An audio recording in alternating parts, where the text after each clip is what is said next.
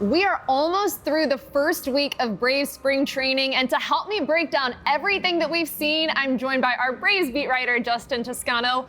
Justin, we just saw Spencer Strider throw. We got some live BP today. What'd you see? That was awesome. I mean, first of all, that kind of just gets the juices flowing. You show up to spring training, there's BP, guys are throwing bullpen sessions.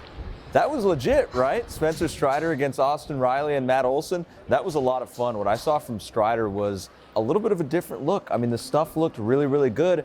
But I was thinking to myself after a couple of those pitches that I think he's kind of throwing, is that a curveball a little bit? And apparently he's toying with the shapes of his slider. He still knows that a bread and butter for him is going to be that hard fastball and then the hard slider with a lot of bite. But he's toying with the shapes, seeing a little something different. But I thought the hitters, I mean, Austin Riley struck out a couple times, but they looked like guys who have been hitting for a week, 2 weeks at this facility. Matt Olson got on a couple of those pretty good, one of them pretty good.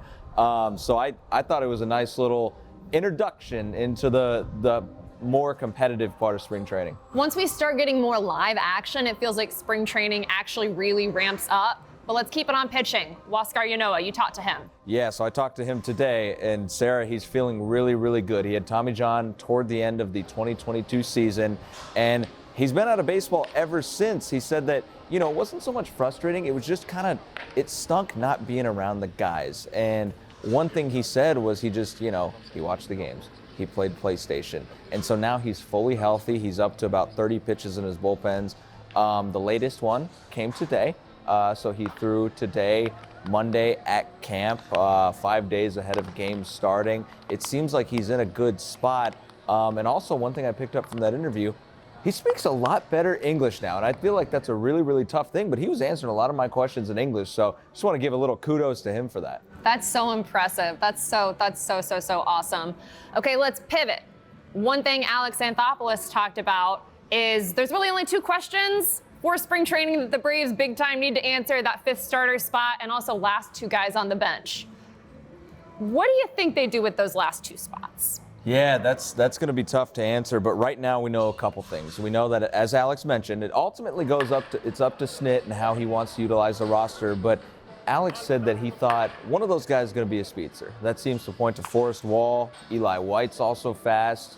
And then you also look at what they plan to do with Jarred Kelenic. And the Braves, with Kelenic being 24 years old and the former top prospect, hope that he can get everyday playing time. That's kind of the lean right now. And if he does, Sarah, what that means is that you're not going to have a guy that you see in high regard just sitting on the bench all the time. So if, for example, if they like JP Martinez, he's going to go to AAA if Jarred Kelenic's playing every day because they're going to want him to get regular at-bats. So I would think that right now it's probably, Forrest Wall, Eli White, maybe they carry David Fletcher for one of those spots.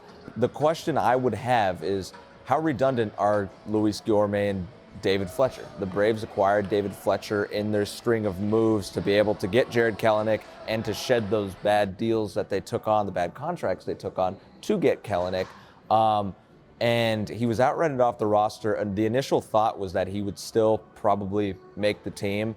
But is he too redundant with Luis Guillorme? Right now, I think the lean is Forrest Wall or Eli White for one of those spots, and then Luis and David Fletcher for another.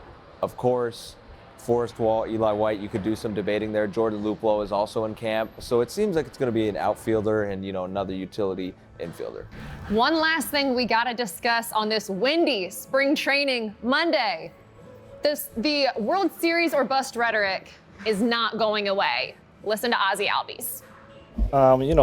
World Series is a special thing. We accomplished that before, but I think one is not enough. We want to do it again. So we talked about this a little bit on the Braves Report podcast, which you haven't listen to it. Guess who's on the episode with Justin?